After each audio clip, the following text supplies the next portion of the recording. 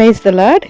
ప్రభువైన యేసుక్రీస్తు నామంలో మీ అందరికీ వందనములు తెలియజేస్తూ ప్రతి ఉదయం దేవునితో అనే ఈ ఆధ్యాత్మిక కార్యక్రమానికి మిమ్మల్ని అందరినీ కూడా ఆహ్వానిస్తున్నాను. దేవుని యొక్క మహాకృపను బట్టి రాత్రికాలం అంతా ఆయన కనుదృష్టి మన మీద మన కుటుంబం మీద ఉంచబడి ఇలా ఉదయాన్ని లేచి ఆయన పాదాల చెంతకి చేరడానికి దేవుడు మనకు అనుగ్రహించిన ఈ కృపను బట్టి ఆయనకి మనం ఎల్లప్పుడూ కూడా రుణపడేవారిగా ఉండాలి. ప్రతి ఉదయం మనం దేవుడితో సమయాన్ని గడిపితే మనకి ఎంతో ఆనందంగా ఉల్లాసంగా ఉంటుంది. ప్రతి నిత్యము మనము ఆయన సన్నిధిని చేరేవారిగా ఉండాలి. ప్రతి నిత్యము మనము ప్రార్థన చేసుకునేవారిగా ఉండాలి. దేవుడిని అడగాలి, నా నోటి మాటలు హృదయ జ్ఞానము మీకు అంగీకారంగా ఉండినట్లు మీరు సహాయం చేయండి అని దేవుడిని అడిగితే దేవుడు తప్పకుండా మనకు కార్యం జరిగిస్తారు. ఈ ఉదయ కాలము దేవుడు మనతో మాట్లాడుతున్న శక్తివంతమైన మాట సామెతల గ్రంథము 28వ అధ్యాయము 1వ వచనము. ఎవడనూ తరమకుండానే దుష్టుడు పారిపోవును, నీతిమంతులు సింహము వలె ధైర్యంగా ఉందరు. ఆమెన్. ఈ రోజు నీవు భయాన్ని విడిచిపెట్టి ధైర్యంగా ఉండాలని ప్రభువు ఆశిస్తున్నారు. ధైర్యం కలిగిన వ్యక్తి ప్రభువు కోసము ఏదైనా చేయగలరు.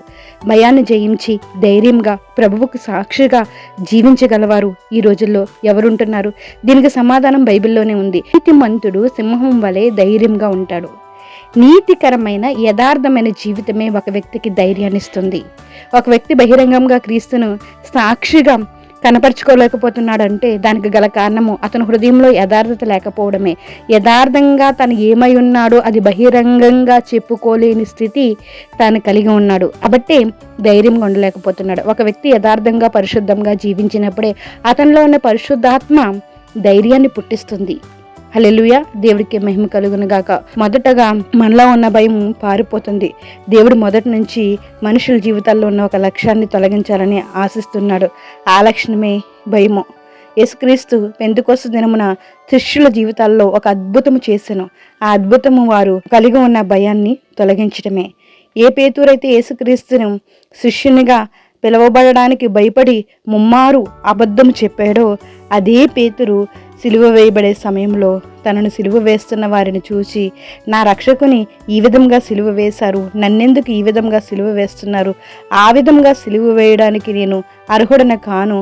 మీరు నిజంగా నన్ను చంపదలిస్తే నన్ను తలకిందులుగా సిలువ వేయమని అడిగి మరి ఆ విధంగా సిలువ వేయించుకున్నాడు. ఒక చిన్న దాని దగ్గర యేసును అంగీకరించడానికి భయపడిన పేతురుకు అంత ధైర్యము ఎక్కడి నుండి వచ్చింది? ధైర్యంగా మనం జీవించాలంటే నీతిగా జీవిస్తేనే మనము ధైర్యంగా బ్రతుకుతాము. యేసు నీతో ఉంటేనే నీవు ధైర్యంగా జీవిస్తావు. నీకు ధైర్యం ఎలా వస్తుంది అంటే దేవుని చేతిలో నీవు ఉంటే నువ్వు ధైర్యంగా సేవ చేయగలుగుతావు. పరిశుద్ధాత్మతో నిండి ఉంటే ధైర్యంగా నువ్వు ముందుకు అడుగు వేస్తావు.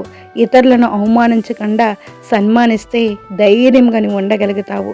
పాపం చేయకపోతే నువ్వు ధైర్యంగా దేవుణ్ణి చేరుతావు.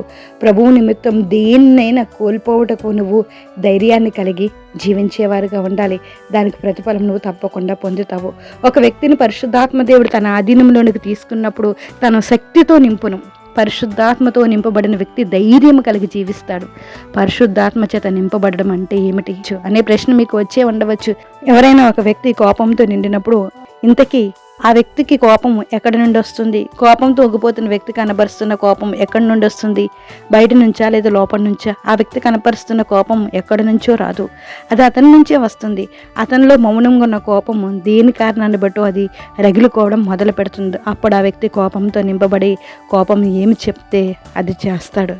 అదేవిధంగా ఒక వ్యక్తి పరిశుద్ధాత్మ చేత నింపబడ్డాడు అనగా పరిశుద్ధాత్మ దేవుడు ఎక్కడి నుండో రాలు, మనతోనే ఉంటారు, మనలోనే ఉంటారు. యేసుక్రీస్తును స్వంత రక్షకునిగా అంగీకరించి రక్షింపబడిన వ్యక్తికి పరిశుద్ధాత్మ దేవుడు వరముగా ఇవ్వబడను.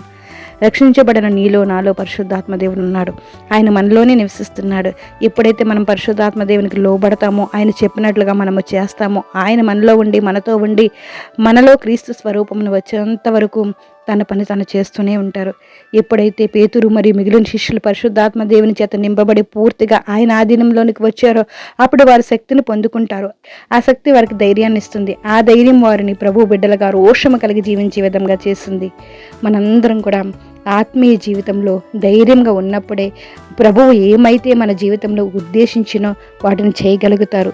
పిరికితనానికి భయానికి మనం చోటిస్తున్నంత కాలము దేవుడు ఆశించినట్లుగా మనము జీవించలేము. నీవు భయాన్ని జయించి ధైర్యంగా ఉండాలి. ధైర్యంగా ఉండాలంటే పరిశుద్ధాత్మ మనలో ఉండాలి, పరిపూర్ణంగా పనిచేయాలి. నీవు పరిశుద్ధాత్మతో నింపబడి ఉండాలంటే నీ హృదయంలో అపవిత్రతకు పాపమునకు చోటు ఉండకూడదు. నీ హృదయంలో పాపం ఉండకూడదంటే శరీర సుఖములను విడిచిపెట్టి దేవునికి దగ్గరగా జీవిస్తూ ప్రార్థనా జీవితం కలిగి ఉంటే తప్పకుండా పరిశుద్ధాత్మ దేవుడు నీలో ఉంటాడు.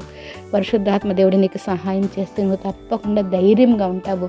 నువ్వు ధైర్యంగా ఉండి విజయాన్ని చేకూర్చు. నీకు నీ కుటుంబానికి ఆ ధైర్యమే రక్షంగా ఉంటుంది, ఆ ధైర్యమే ఆధారంగా ఉంటుంది. కాబట్టి దేవుని కొరకు మనము బ్రతుకుదాము, తప్పకుండా దేవునిలో వెతుకుదాము. ప్రార్థన చేసుకుందాం. జీవం కలిగిన దేవా, నీకు వందనాలు స్తోత్రాలు చెల్లించుకుంటున్నామయ్యా.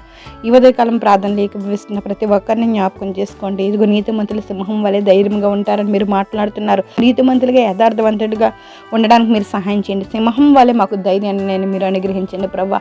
ప్రార్థనలు ఏకీభవిస్తున్న వారు ఎవరైనా ఏదైనా భయముల చేత వారు ఏదైనా సమస్యల చేత భయపడుతున్నారేమో అట్టి వారిని ఒక్కసారి జ్ఞాపకం చేసుకుని వారిలో ఉన్న ప్రతి భయాన్ని నుంచి నన్ను విడుదల దయచేయండి. సింహం వలె వారి ధైర్యంగా ఉండినట్లు మీరు సహాయం చేయండి. పరిశుద్ధాత్మ దేవుడా, అందరి విషయంలోనైనా మీరు కార్యాన్ని జరిగించండి అయ్యా. మీరు మాత్రమే ఏమైనా చేయగలరు తండ్రి. బలహీనులుగా ఉన్న వారిని బలపరచండి, స్వస్థపరచండి, ఆరోగ్యాన్ని అనుగ్రహించండి ప్రభు. మీకు స్తోత్రాలు. చిన్న బిడ్డ మొదలుకుని వృద్ధుల వరకు మీకు కాపుదల కృప, ఆరోగ్యం, ఆయుష్ని దయచేయండి తండ్రి.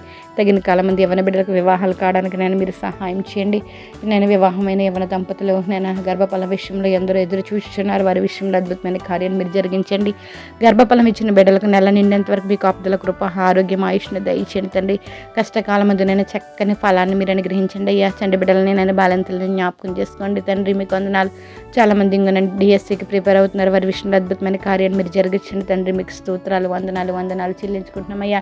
ఎవరైతే మీ మీద నమ్మకంగా ఆధారపడి జీవిస్తారో వారి జీవితంలో అద్భుతమైన కార్యాలనైనా మీరు మాత్రమే జరిగించగలరు ప్రభా. జరిగించండి ప్రభా. ఈ రోజునైనా ఇప్పుడునైనా ఎవరైతే మిమ్మల్ని దేవా స్తోత్రమునైనా మిమ్మల్ని మొరపెడుతున్నారో, నిజముగానైనా మీకు మొరపెడుతున్నారో అటువారిని ఒక్కసారి జ్ఞాపకం చేసుకుని తండ్రి వారికి కావాల్సిన కృపను మీరు విస్తరింపచేయండి అయ్యా. వారి సమస్యల నుంచి వారిని బయటపడవేయండి ప్రభా. స్తోత్రం. మీకు సమస్తమును సాధ్యమే కదా ప్రభా. సమస్తమును సాధ్యపరిచేదేవా మీకు వందనాలు అయ్యా. ఎవరైతే మీ పాదాల చెంత ఉండి వారి మొరను మీకు వినిపించుచున్నారో ప్రతి మొరను అంగీకరించండి, ఆలకించండి, సమాధానాన్ని అనుగ్రహించండి ప్రభా. మీకు స్తోత్రాలు. విదేశీ ప్రయాణాల్లో ఉన్న వారిని జ్ఞాపకం చేసుకోండి తండ్రి. మీకు వందనాలు. వారి ప్రయాణం అంతట్లో క్షేమాన్ని అనుగ్రహించండి. విదేశాల్లో ఉన్న బిడ్డలకు కాపుదల కృప, ఆరోగ్యం, ఆయుష్లు దయచేయండి. జీతాల విషయంలో సహాయం చేయండి ప్రభా. మీకు స్తోత్రాలు. వివాహాలు జరుగుతున్న బిడ్డలను జ్ఞాపకం చేసుకోండి తండ్రి. వివాహం విషయంలో కాపుదలను మీరు అనుగ్రహించండి తండ్రి. మీకు స్తోత్రాలు, వందనాలు చెల్లించుకుంటున్నామయ్యా. వ్యవసాయదారులను జ్ఞాపకం చేసుకోండి. మీ కృపను అనుగ్రహించండి అయ్యా. మా దేశాన్ని జ్ఞాపకం చేసుకోండి అయ్యా. దేశంలో ఉన్న ప్రతి పరిస్థితిని మీ పాదాలకు చెప్తున్నాం తండ్రి. ఎవరికి ఎటువంటి ఇబ్బందులు లేకుండా మీరు సహాయం చేయండి. సైనికులకు కావాల్సిన కాపుదలను అనుగ్రహించండి, కృపను అనుగ్రహించండి అయ్యా.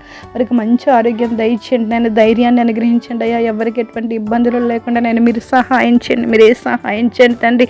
మీకు వందనాలు స్తోత్రాలు చెల్లించుకుంటున్నాం తండ్రి. ఈ ఉదయకాలం ప్రార్థన ఏకీభవిస్తున్న ప్రతి ఒక్కరిని మీ పాదాలకు చెప్తూ వారి జీవితంలో అద్భుతమైన కార్యాలు మీరు జరిగిస్తారని, ఈరోజు ప్రయాణాలు చేస్తున్న ప్రతి ప్రయాణాన్ని మీరు జ్ఞాపకం చేసుకుంటారని, ఈరోజు పుట్టినరోజులు, పెళ్లి రోజులు జరిపించుకున్న బిడ్డల పట్లనైనా మీ కాపుదలను అనుగ్రహించినందుకు మీకు స్తోత్రాలు చెల్లించుకుంటున్నామయ్యా. ప్రతి ఒక్కరిని మీ పాదాలకు చెప్తున్నాను, మీరే పట్టించుకుంటారని, అందరి జీవితాల్లో అద్భుతమైన కార్యాలు మీరు జరిగిస్తారని, ప్రతి ఒక్కరునైనా నీతిమంతులుగా సింహం వలె ఉండడానికి మీ సహాయం చేస్తారని, ప్రతి బిడ్డలు మీ యందు భయభక్తులతో జీవించినట్లు మీ కృపను అనుగ్రహిస్తారని, సమస్త ఘనత మహిమ ప్రభావాలు మీరు పొందుకుంటారని ప్రభువుని యేసు నామములో అడిగి వేడుకుంటున్నాం మా పరమ తండ్రి. ఆమెన్. Praise the Lord. అందరికీ వందనములు. దేవుడు మిమ్మల్ని దీవించి ఆశీర్వదించును గాక. God bless you all.